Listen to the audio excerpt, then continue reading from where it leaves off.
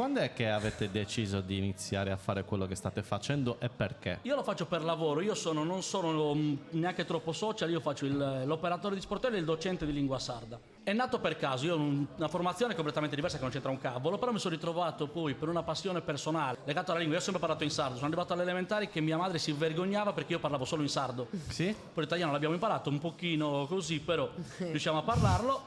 Il sardo è la mia lingua naturale, quindi poi riuscire Quindi a adesso farlo sei in difficoltà. un po'. Negli ultimi 5-6 anni, tutte le volte che parlo in pubblico con un microfono, con una telecamera, lo faccio solo in sardo. Ok.